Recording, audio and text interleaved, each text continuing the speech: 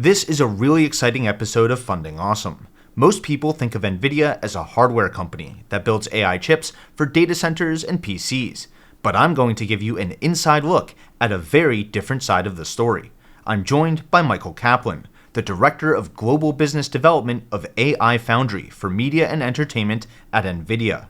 Michael has been with NVIDIA for 14 years, working on projects ranging from artificial intelligence and generative AI to visual effects and mixed reality, all of which we'll cover in this episode. But generative AI and mixed reality are just two of the many advanced technologies that I'll be covering live from GTC next week. GTC is NVIDIA's massive developer conference where they showcase the latest AI breakthroughs in every major market, from video games and visual effects to robotics and self-driving cars, the same science behind the stocks that I cover on this channel. And anyone who registers for at least one session at GTC using my link below can win an NVIDIA RTX 4080 Super Graphics card worth $1,300. All you have to do is attend at least one session, take a screenshot, and send it to me after the conference by going to tickersymbolu.com/GTC. GTC should be on every investor's radar, and so should NVIDIA's AI Foundry. Your time is valuable, so let's get right into it. Michael, it's so great to have you. Can you tell us a little bit about your background and your current role at NVIDIA? Sure. Great to be here, Alex. Thank you. So I've been at NVIDIA now almost coming up on 14 years. My focus in biz dev is on the intersection of artificial intelligence and generative AI within the industry.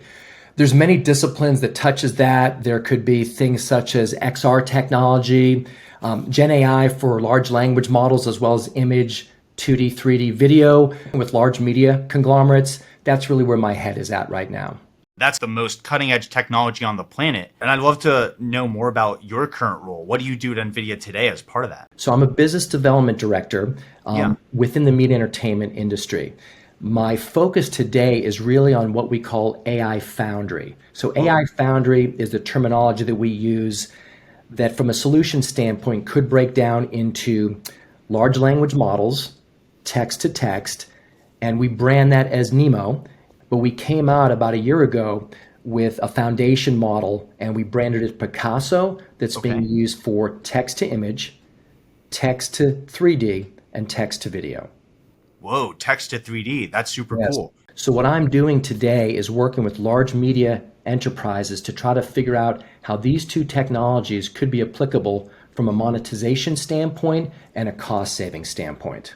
So NeMo, we can think about NeMo as a large language model and Picasso as more of a large asset or image model, or is that not the right way to? That is the right way to think of it. We think about it as a company building themselves or making themselves an AI factory. And that's about data being used to their benefit. NeMo, from an LLM standpoint, we are good with community models like Llama 2 or Claude.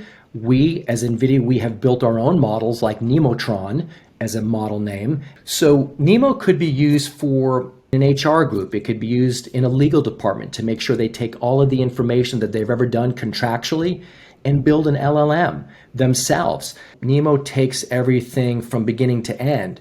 You got to worry about data curation when you're thinking about building an LLM. You have to think about distributed training when you're trying to build an LLM. Then you get into various customization. Is it internally focused? Is it externally customer focused? And that's all the model development. And NeMo kind of has a framework that lets you set this up regardless of the data you're going to use. Then the next step of the pipeline is you want to accelerate the inference. So when you start doing some prompts, you get the right information back as quickly as possible. And then we get into technology that's called retrieval augmented generation, or RAG. And we have microservices within the NeMo stack that's called NeMo Retriever.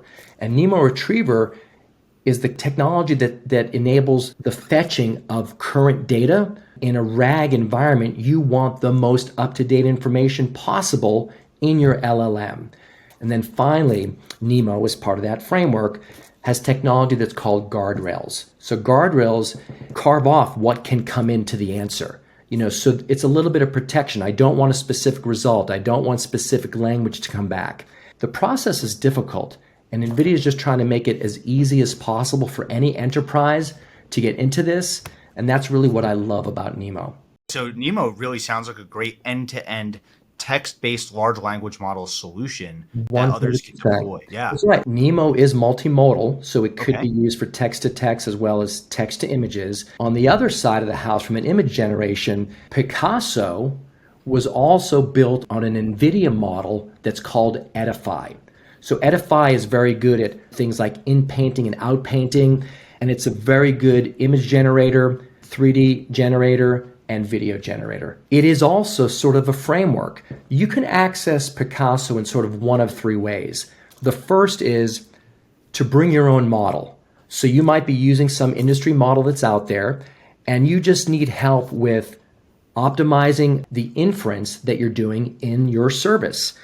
The Picasso technology platform enables that. The second way to work with Picasso is to bring your own data. And in that example, it's what we've done with partners like Getty Images and Shutterstock, where they're actually taking their licensed data, and then we went ahead and trained that in our foundational model that's called Edify.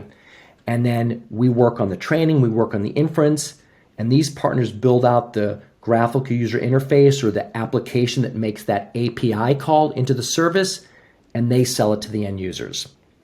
The third way to interface with Picasso is something that we call fine-tuning. Now, this would be a scenario where you might like what they're doing, but you might not feel it has your look and feel of your brand. Sure. If you're looking for a certain style of clothes or food or whatever, you need to do a little bit of fine-tuning. And we can train on your specific content. Picasso's able to do that too. I want to double click on image, video, and 3D asset generation. What are some potential practical applications or use cases that you've seen so far for image generation, video generation, 3D assets? Recently, there have been things that have dropped on AI and image generation that are mind-blowing. And you get into a photoreal sort of situation where there's real applications for the generated images. And I think it's only going to get better. When 3D really starts to come on quickly, it'll get better with Gen AI for video. We're at the tip of the iceberg. I've never seen this cadence of advancement before. And I do believe that just from a creation standpoint, this will be viewed as a tool, a process to generate images more quickly, the ideation process and the workflow, storyboarding, things of that nature, where you can get help from an assistant. And in this case, Gen AI is going to be an assistant. Much more focused on the earlier parts of the content creation process today. I think so. I mean, there's AI tools for dubbing and translation to different languages in real time. And I don't blame you, and now we're stuck on this stupid freaking tower in the middle of freaking nowhere. 軽蔑してるよね。仕方ないよ。Y es todo por mi culpa. And now you don't have the expense of having to do that in post. I just think there will be use cases that pop up and people will start to think about it when they realize what the technology is able to do for them. Yeah, it's cool to hear some of those more down-to-earth use cases too, like universal translation. Mm-hmm. You know, you can imagine how much effort goes into translating to individual languages today. Mm-hmm. So being able to pick from a menu of languages and have that happen on the fly, that's a perfect example of a real productivity gain thanks to generative AI, right? I agree with you, Alex. So it could be as an artist assistant, right? How can we start to use the technology to enable faster creation? And then you could get into an XR situation for what's the scene going to really look like? What's the set going to look like? How my character is going to move around the set? So there's so much production and pre-production use cases in this space where XR is absolutely being used today and will continue to be. And I think with the creativity piece of Gen AI, that's what's going to marry those two technologies together. Think about a computer graphics movie you might have seen even 5 years ago to what's being built and available today. Yeah. It's next level. Look at games 5 years ago and look at games today. I mean, it's incredible how amazing the graphics are. And I think technology and AI will continue to enhance that. And I'm sure it'll happen in two sort of parallel ways, right? The first is big budget movies for the same budget are going to look even bigger and better, right? That budget will go further. Mm-hmm. But also maybe indie creators can start creating what look like big budget movies today because the tools to do so are becoming more affordable. You can generate some of these incredible scenes using some of this new advanced technology, where before that would have taken just large studios and large budgets to create. And just going back to even something as simple as what you said before, being able to release the same movie in every language, where it looks like the actors are really speaking that language natively by using generative AI. All of a sudden, I can have a movie really spoken in my native language instead of the dubbing and the subbing that we have today. That's right. I agree. It's good for both sides, whether you're a large organization or you're a small independent filmmaker, creator.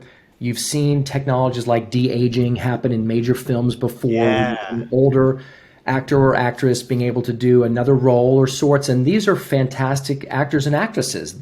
What a great opportunity. It's up to individuals to figure out how much they want to take advantage of technology, but it's there. There are folks that are starting to adopt it now, whether it's in advertising, auto and healthcare and biotech type companies. It's everywhere. But I do look at Gen AI for content creation or text to 2D, 3D, or video. I look at it as an industry enabler. And I think the companies that use it within their own pipelines will be able to excel with their creativity. Sounds like what you're saying is just like LLMs are huge productivity enablers for software developers, for example, because they can help you generate codes. You see generative AI for image, video, and 3D assets as the same thing, but for artists and creatives, right? Sort of a force multiplier. Do you think that we're going to see more specialized models meant for specific industries, or do you think it's really going to be large general models that are also fine-tuned for companies? Think about how much text data every organization has, whether it's a news entity, a film and TV entity.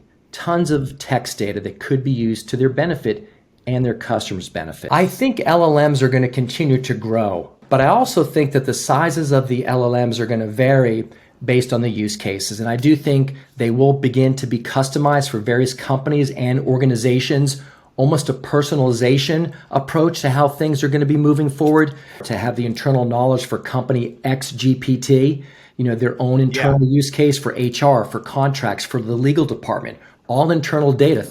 We talk about companies becoming their own AI factory. And that's really the ability to harness their own data. That could be internal data or customer-facing data, but the ability to learn and create knowledge on the information they're trying to parse through. I think LLMs is going to be a technology that unleashes it and enables that. But again, I do feel at the end of the day, it's a tool, right? In today's creative pipelines, there are many pieces in the pipeline, many creative tools that folks use today to iterate as fast as can possibly be imagined and expand what you're able to produce. Then we have Cloud XR, which is our service to stream up to even 5G bandwidth, VR and XR experiences. Cloud XR is an enabler for a content provider to be able to doing their builds and pushing it to any other location they want to over Cloud XR technology. So we partner with companies that are looking to deploy XR environments, and Cloud XR is the stack that we really push people towards to enable that. Spatial computing is a very hot topic right now, thanks to the recent release of products like the Apple Vision Pro, right? Some people are calling it a fad, like the metaverse was in 2021, while others say that spatial computing is already providing a huge leap in productivity. So I was wondering if you could tell me a little more about where you see spatial computing today. Yeah, I don't think it's a fad. With the advancements of HMDs, I think it's going to really enable various industries to embrace this technology. And HMD is head-mounted display. Head-mounted display, yes. The applications that are out there in the market today, it could be applicable for media and entertainment. It could be and is used in automotive and design and healthcare and education. The list really goes on. I think it's gaining more popularity within enterprise use cases and maybe even to some degree within gaming. And I think we're beyond the point of fad, and I think it's becoming a business necessity for various industries. So I'm excited where we have come from and where we are now going forward. I recently actually got to try an Apple Vision Pro myself, and I agree with that a lot. So just being able to do something like as simple as cooking while having a YouTube video on the side of my display, was a real game changer for me. I can barely boil water, so having that was really cool for me. It was a huge productivity shift. So far, we've talked a little bit about spatial computing, and we've talked about large language models and image generation really as like three separate things. Do you see generative AI and extended reality coming together over the next few years?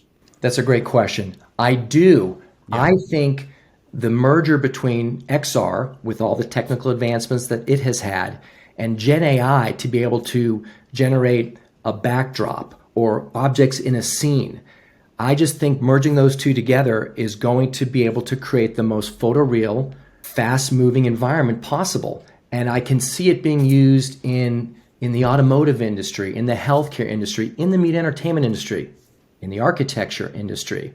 I see those two worlds coming together.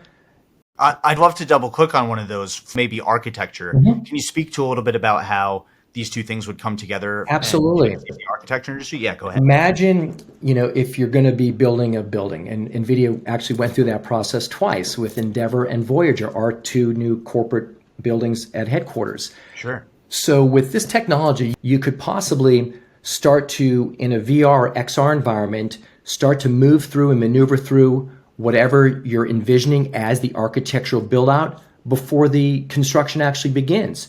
You can start to immerse yourself in that environment with a combination of XR, and generative AI can start to populate backgrounds. It could start to populate 3D objects in that scene. And now in an XR environment, you're able to maneuver into this digital world of what the future reality will be. So before anything is even constructed, day one before ground is broken, you almost have an idea of what it's going to look like, how you're going to maneuver through the building, what will lighting effects be at sunrise and sunset. Sure. And all of this can be enabled with Gen AI and XR coming together. I can almost imagine it really impacting the design process too. For example, you have a building plan with a lot of different constraints, and you say, hey, generate me 30 versions of this building that fit all of these constraints. And you flip through versions 1 through 30 until you find one that you really like. Maybe it's a floor plan you didn't expect, but all of a sudden it opens up new pools of ideas, new designs, new creative elements that you can go think about building or take the next steps on, all because you got to generate it virtually using generative AI and mixed reality, instead of having to go through and have humans design and craft all 30 versions by hand themselves. Yes, and I agree. I mean, the architecture industry is extremely capable, right? And they're very artistic. The designs that they can create, amazing. We're not going to be moving them out of the design process. We're going to just be able to accelerate what they do today. And if they don't have to start from ground zero, they don't have to go back to the beginning again with Gen AI and XR. I think even from a client interaction standpoint, how awesome is it to be able to make changes almost on the fly, based on feedback, based on just artistic impression. And I think that the technologies blending themselves together are going to enable that type of creativity. That's just architecture, right? Mm-hmm. You also mentioned, for example, education and medicine. Yes. I can imagine these same kinds of technologies creating use cases for doctors in training. Here's 30 different knee surgeries, each with generated variations that you have to get through. And then if you need to restart it, you can. It's a safe environment. You can try different approaches. So there's a lot of more risk reduction that can be done by combining generative AI and mixed reality in the medical scene. Yes, I agree. There are things that's neat to have. Well, that's pretty neat. That's cool. And then there's like need to have, right? So this is coming to be a need to have. And like you said, if I were going to have a medical procedure performed on me and the surgeon doing that could be in an XR environment and practice the procedure like 100 times before they go and do something to me, I'd pay for that, right? That'd be worth it to me. Imagine education. Imagine being able to take a classroom of grade school children, see the Colosseums, go through history in an XR environment where a scene was created with AI technology, Gen AI. You're in an XR immersed environment for teaching purposes. Yeah, it's not about just taking a class to Europe, for example. The devices could know something about each student and personalize the experience for each one. Maybe some students are better audio learners, some are better visual learners, right? Some learn more by interaction. by combining generative AI and mixed reality, you can kind of 100%. cater the experience. Right. So personalization just doesn't have to be, my personal preference. It could be the classroom. It could be a geolocation specific bit of information. But personalizing it, I think, is a way to, keep the students engaged, keep your clients engaged. If you're an architecture, keep the end user corporation that you're building for, keep them engaged because you're personalizing it. And Gen AI lets you do that. And what's so interesting about everything I've heard you say about cloud XR and mixed reality so far is we've barely touched on gaming, right? When I think about mixed reality, virtual and augmented reality, I think of it as almost the next phase of gaming, still in its maybe toy phase today. But you're talking about a real wide variety of industrial use cases where this is getting adopted more and more right now. And, they're going to start to infuse Gen AI capabilities into game building and gameplay. That's an exciting space as well. Yeah. Where in the gaming space do you see that being adopted? Is it Again, about... it could be for natural language processing. It could be for characters in the background to be moving around with intelligence like they would in the real world. Yeah. That could be part of a game pipeline. We've introduced various SDKs such as deep learning, super sampling, and other tech that makes gameplay better, more realistic. Part of the process that the studios will start to use for Gen AI, it could be character development, it could be intelligence with speaking to an online character and potentially having them converse with you like a real character would. Sure. We're at the beginning of it, but I'm just hearing so many good stories internally, and I think it's going to be a very exciting industry that will absolutely leverage this technology. Sure. And I'm sure it's going to leverage it in similar ways to some of the industries we've talked about so far. For example, generating 3D assets, generating personalized environments, generating dialogue that sounds authentic and real, but is context aware of the situation that the characters are in. So everyone's going to have a slightly different experience playing the same game. 100%. So I can imagine that's going back to the architecture example we mentioned earlier. Generate me 30 buildings in the architecture case. That could be 30 different variations of a level in a game. That's right. So it's cool to see how many different applications across different industries are really sort of the same kind of generation, going back to like the foundational technology of generative AI, mixed reality. I would love it if you could give us a sneak peek of your session at GTC in a couple weeks. Sure. Well, at GTC, personally, I'm going to be hosting a panel that's called The Future of Extended Reality and Generative AI. The combination of two major important technology pieces. It's going to be really an exciting event along the lines of what we've talked about in our discussion today. It's really about how is generative AI going to be able to impact the XR environment? And that could be about creating 3D workflows, different camera views, add different characters into the environment, things of that nature. We've got a great group of folks. We've got people from Masterpiece and Zero Light and Radiance Fields and Pitch Forward. All these folks come from various industries, so you're going to have a little bit of a mindset of auto and technology and higher ed and 3D worlds and the metaverse and digital worlds. And I can't wait. I know the information they're going to relay is going to be fantastic. And if my audience wanted to catch the session, what's the best way for them to get involved? Can they watch it in real time? What do they do? Absolutely. They can register it for it today. So register online. Digital views are free. So please do register because you can lock it down on the schedule to make sure you definitely do not miss the future of extended reality and generative AI. But the XR Gen AI panel is just one of hundreds that they're not going to want to miss. It's a must-attend event. I think going live is the best because you network with some of the brightest minds in the world and you get to network with people and see your peers. But if you can't make it to San Jose, there's no excuse to not register online. It will be the most beneficial AI conference all year. People will be blown away by the technology that they get a chance to witness. For sure. And I'll make sure to get a link to that in the description below. Absolutely. Just to make it easy for everyone to sign up. Absolutely. And it's crazy that you've been at NVIDIA for 14 years. Have you seen the company evolve over that time? I think at the core, we've always been the same. When I first joined, it wasn't a very well-known organization at all. And nobody could really pronounce the name properly. And they didn't really know what we did. And we leaned in on graphics. And then as it turns out, that parallel processing capability that a GPU has, it's good for computation, right? And about 15 years ago, a little bit before I joined, we came out with CUDA, which is our development platform or wrapper for parallel processing code. And slowly but surely, a lot of smart people in higher ed and other industries realized that you could use this technology for computational problems. And that was really the big move for NVIDIA, was getting their arms around data center business, right? And really moving into the computational world. So since I've been there, we've acquired Mellanox. And so now networking is part of our overall platform. And I can say I've seen us go from sort of this hardware company to a full stack organization where we're such a more full, broad solution company today than we were my first day here. And it's been exciting because Jensen Huang is such a visionary. He's been thinking about things for a while. We talked about the session that I'm hosting.